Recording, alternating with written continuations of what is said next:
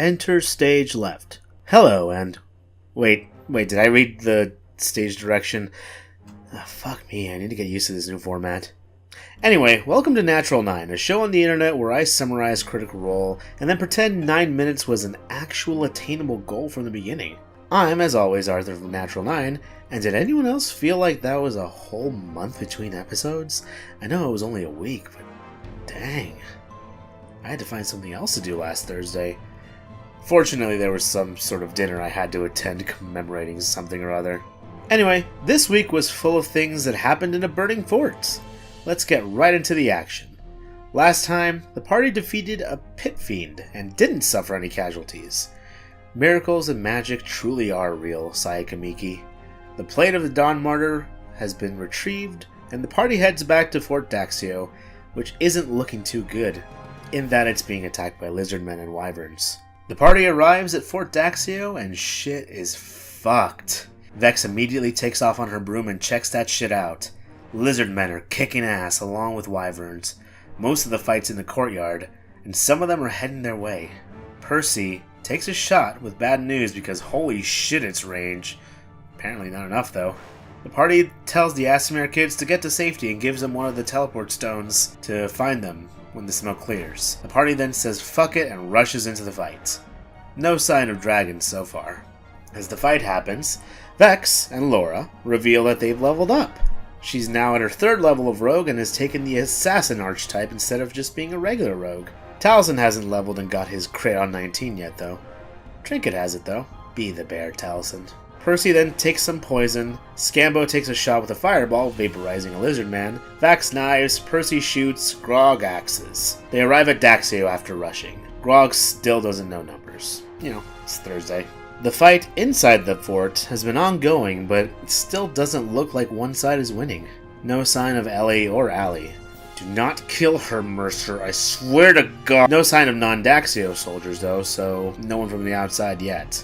The battle begins and Vex sneaky sneaks, Percy shooty shoots, his own brain on the second hit. Fucking gun, man. We see the first mid-fight use of the Spire of Conflux. Kiki shoots a fireball with the Spire and gets to reroll damage dice 1s. She takes out 6 with the blast. Fuck yes! In the wake of this, a blonde elf dude shows up. Is he an enemy? Of course she is. What gender? Who cares, they gon' die. Scanlan ensures that he dies this session by putting on the shirt. It's a printed shirt with the face. You know the one. Incidentally, this week's GM Tips episode is all about dealing with character permadeath. Yay! Initiative is rolled. Vex bramble shots the guy, and it turns out to be an old NPC. It's that fuck from the teleportation circle place in Iman, the Traverse Juncture. What's his face? Gatekeeper Xanthus. Xanthus? Xanthus. Fuckface. Anyway, what's his game? Meanwhile, Kiki vaporizes more lizardmen. Oh jeez, she says adorably as she heads their way. Percy fixes Animus and nearly takes a level in Bard as Scanlan shoots lightning out of his dick, probably, at the wyvern, and then inspires Vax with another limerick from the book. Someone seriously needs to take away that book. I'm putting a 50 yen bounty on it. What, 50 yen's a lot? Oh wait, it's not?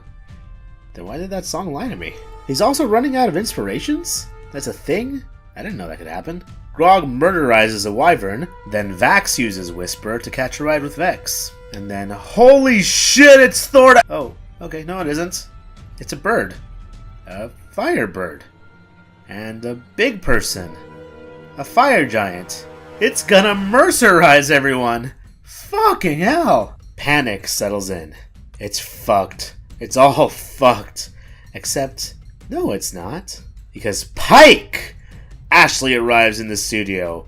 More fighting happens. Also, Liam and Vax have taken the Oath of Vengeance and have learned Hunter's Mark. He's also finally over 100 HP at 105. Just a night of unprecedented events. Then Keyleth uses Surf, but unfortunately it's not Stab because she's currently only a Fairy Grass type.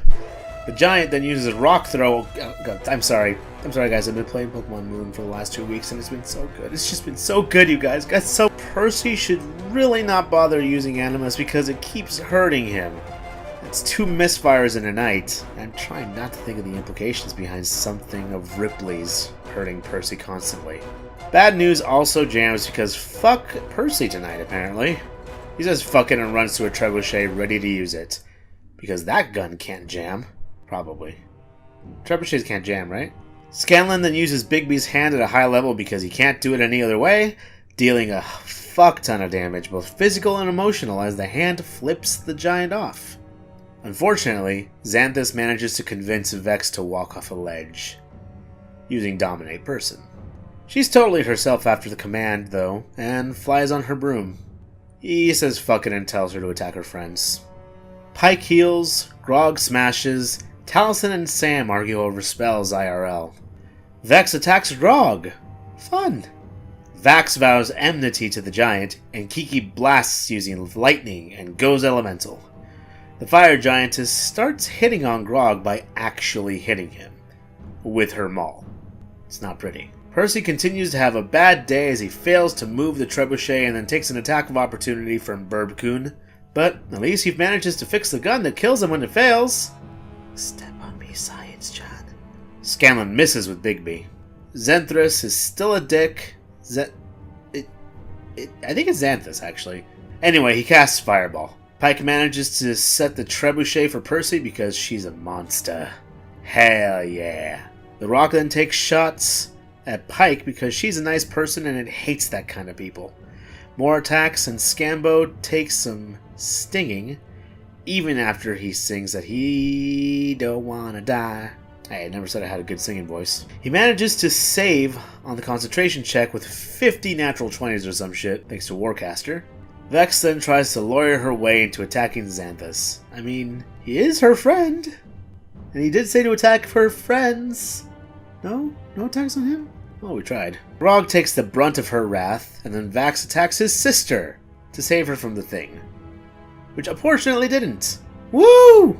He then hate kills the giantess with a natural 20 on his last attack, with sneak attack, for 64 points of damage, by slicing her leg in half, with a really fucked up how do you want to do this.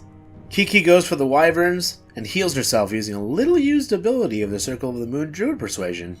It's pretty cool. And then Percy hits something with a gun in this fight. He manages to pierce through the wyvern and hit the rider twice. And then he takes damage again! Hurt me, Ripley! Hurt me more! Scanlan kills a wyvern by shoving it through a jagged rock, with Bigby's hand, of course, and then gets a wyvern off Keyleth's ass with lightning. Oh, and Xanthus is still a thing, and he chain lightnings Pike, Grog, and Vax. Pike gets KO'd, but then she unleashes her level 5 super as the Plate of the Dawn Martyr keeps her alive. Then she does Pike's quarter circle forward special, Guiding Bolt, and hits the bird afterwards with the spiritual weapon. Grog rushes in to clean up by wielding Pike as a weapon. No, seriously, he actually straight up picks her up, swings with her, and hits the bird with her disruptor mace held by her while he swings her. You have to hear it to believe it. Wielding Pike like a two-handed gnome, after you drop the first 2 strikes, the creature kind of stepping backward. You jump up in the air and getting about neck height. You swing Pike with all your strength. Pike, you feel your jowls get pulled from the G-forces of the sheer strength of the arc. But as the mace comes through, it slams into the side of the skull of the Ember Rock. As your hands go numb from the impact as the vibration shivers through your body, but you watch as the beak in the side of the skull just crack and cave inward with a little sound. It just falls over. Oh, yeah! Pike is a Grog, it felt like I did it. You did do it. Oh, stop! Give me a growl. Oh, and also Kima comes up and wrecks Xanthus' shit with her Holy Avenger, because fuck yes. Vex then gets her revenge on the fucker. Third hit he with it. I mean, he was kind of a dick. The rest of the wyverns know what's up, and they get the hell out of Dodge. Break time! After the break, looting! Sponsored by Loot Crate. Also, bad news breaks for real.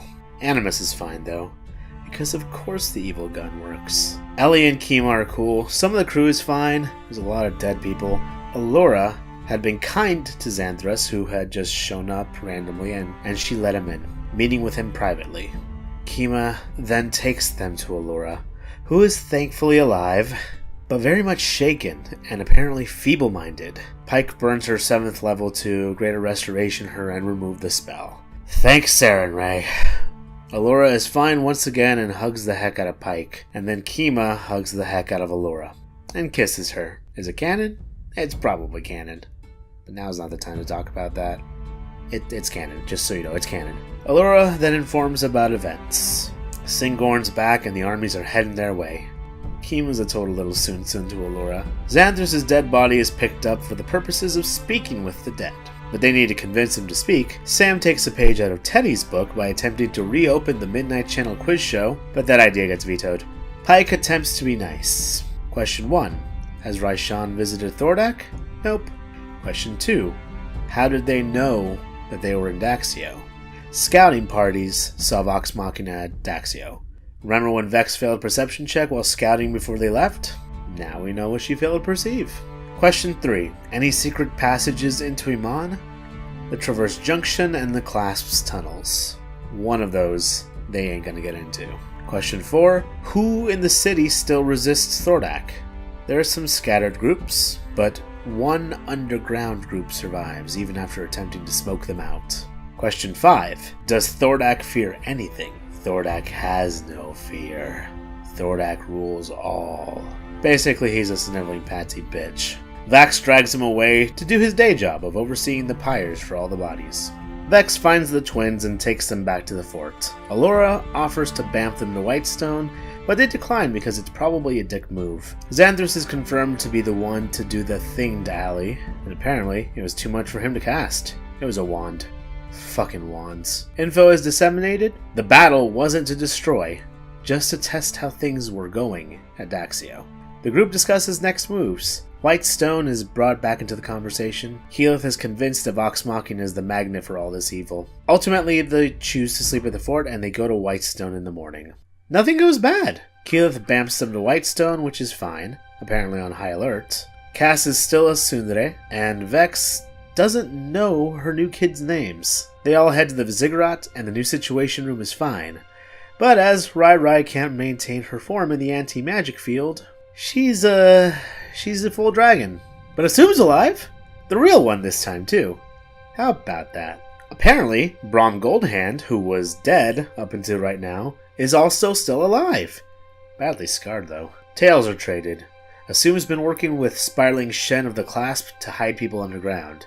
Hey, Keelan, hey, remember when you thought that was a bad... The city's still fucked up. Where Thordak's scales fall, shit burns. The volcano transformation is still going on. Thordak himself is transforming into his primal reversion. I'm really sorry about the Pokemon jokes, guys, this week, but it's a thing. He's really turning into something more elemental, but still.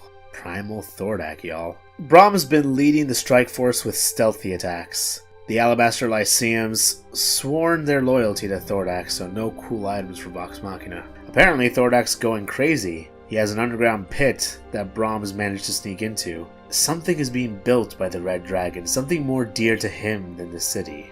And that might be the key to taking him out. Vax tells Rai that she's been way too quiet. She agrees that distracting, confusing, and striking is the way to do things. Keyleth still doesn't trust her for shit, but insights and gets a whisper for her trouble. Battle plans are created, and it's mentioned that Captain Damon has been told to head to Daxio. Airship time! The party attempts to combine their vestiges into a power cannon. No dice, though. More plans. Even more plans. Allura and Gilmore are compared because one of them have to stay to keep the barrier up in Whitestone. The lady herself is scared shitless, but she wants to face this fucker from her past. Ultimately, the choice is Keyleth's, and Gilmore is chosen. The party took like 10 years to come to that decision, and the rest of the crew laughed at them for it. Allura accepts her role as Guardian of Whitestone, and Cass makes the final call. Time to begin the campaign. Here it comes. The Dragon Wars begin. I just like the name, okay? Also, guests next week! Probably Mary and Will! Probably! Or someone else! The end of the beginning. Or the beginning of the end? Did the party make the right choices? Let me know in the comments below, and be sure to like, share, and subscribe if you like what you see. You can follow me on Twitter here, and you can follow this Twitter for episode updates. I've been Arthur from Natural 9, and is it Thursday yet? Scanlan misses with Bixby. He misses with the pug from the goddamn special.